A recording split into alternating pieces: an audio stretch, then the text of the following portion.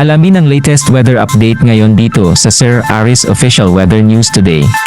Pa rin umiiral ang Intertropical Convergence Zone or ITCZ dito sa bahagi ng Southern Luzon, Visayas at Mindanao kung saan ngayong araw ay makakaranas pa rin ng mataas na tsansa ng mga pag-ulan, pagkilat at pagkulog ang malaking bahagi ng Southern Luzon maging ang buong bahagi din ng Visayas. So pag-iingat po para sa ating mga kababayan dyan sa posibilidad ng mga pagbaha at pagguho ng lupa. Samantala sa nalalabing bahagi naman po ng ating bansa ay meron lamang tayong mararanasan ng mga isolated o yung mga biglaan at mga panandali ang pag-ulan, pagkidlat at pagkulog dulot yan ng ITCZ at ng easterlies. At sa kasalukuyan po ay wala tayong minomonitor or namamataan pa na sama ng panahon na maaaring makaapekto dito sa ating bansa.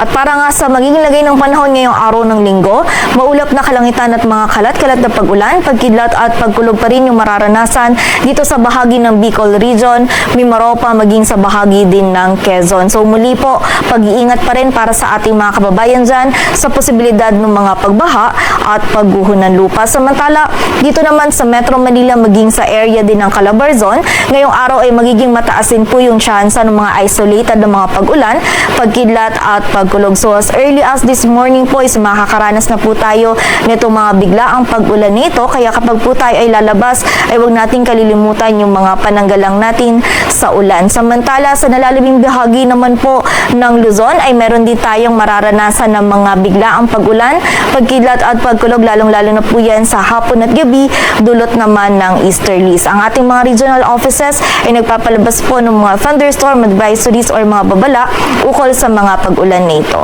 Agad ang temperatura sa Metro Manila ay mula 24 to 31 degrees Celsius.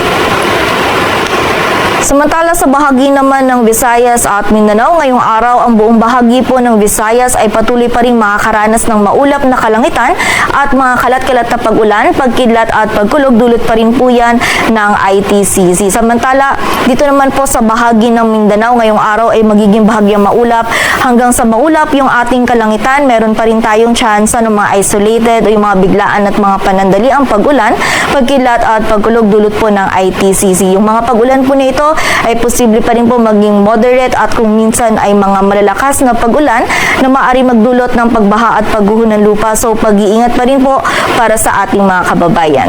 Agwat ang temperatura sa Cebu ay mula 26 to 32 degrees Celsius at sa Davao naman ay 24 to 33 degrees Celsius.